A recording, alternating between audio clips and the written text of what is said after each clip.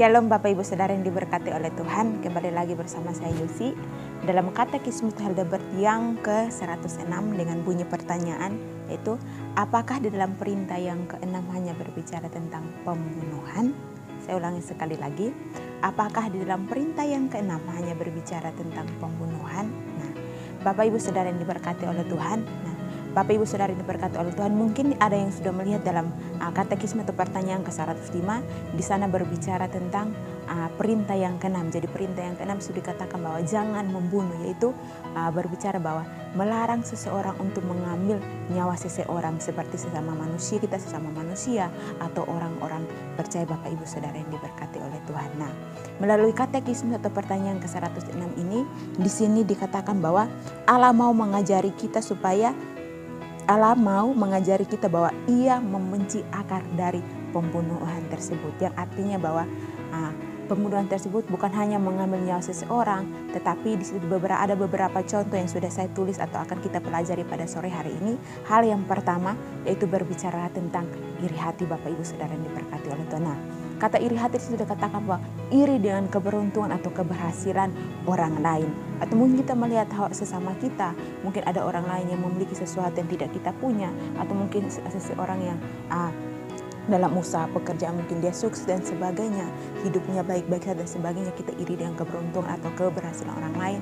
Jangan sampai hal itu terjadi. Dan hal yang kedua, Bapak Ibu diberkati oleh Tuhan, itu berbicara tentang kebencian. Nah, Bapak Ibu Saudara yang diberkati oleh Tuhan, sebagai orang-orang percaya, kita yang sudah tahu kebenaran firman Tuhan, kita yang sudah mendengar setiap hari atau dimanapun kita berada, kita tahu bahwa sebagai orang-orang percaya, sebagai anak-anak Tuhan, jangan ada rasa kebencian dalam setiap kehidupan kita. Itu bahwa jangan sampai kita membenci seseorang tanpa ada kata maaf, tanpa ada kata pengampunan dan sebagainya. Dan yang ketiga yaitu tentang kemarahan.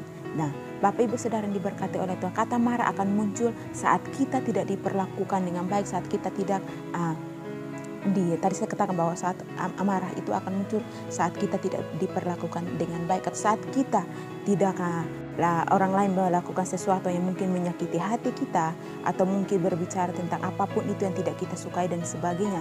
Tetapi saat kita marah, jangan sampai kemarahan itu yang dapat mengontrol hidup kita, supaya kita melakukan hal-hal yang dapat menyakiti hidup kita sendiri, menyakiti orang lain, dan menyakiti hati Tuhan. Dan yang terakhir, itu Bapak Ibu Saudara yang diberkati, itu disuruh katakan bahwa jangan sampai kita mempunyai keinginan untuk berbalas dendam. Artinya saat orang lain tidak memperlakukan kita dengan baik, saat orang lain mungkin berpikir atau apapun itu yang hal-hal yang tidak baik kepada kita, jangan kita membalas sesuatu, kita balik membalas sesuatu yang tidak baik kepada orang lain. Tetapi di sini dikatakan bahwa sebagai orang-orang percaya, apapun yang terjadi dalam setiap kehidupan kita, jangan sampai yang keempat hal ini terjadi dalam setiap kehidupan kita. Itu apa?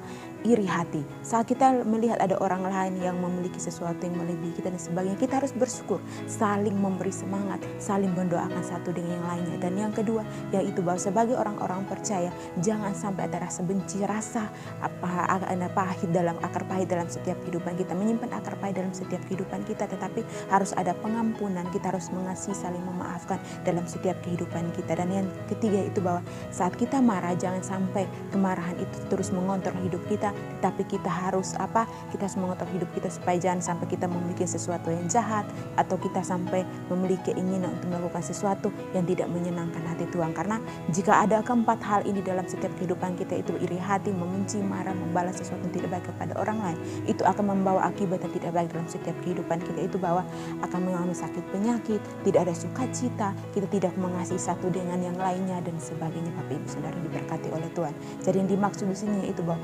pembunuhan yang Allah katakan dalam perintah ke-6 bahwa kita mengambil nyawa seseorang, tetapi kita harus menjaga pikiran kita, sikap hidup kita, supaya kita saling hidup dalam kasih, mengasihi satu dengan yang lainnya, dan terus menghidupi kebenaran firman Tuhan, perintah Tuhan, apa yang Tuhan mau untuk kita lakukan dalam setiap kehidupan kita. Puji Tuhan, Tuhan Yesus memberkati.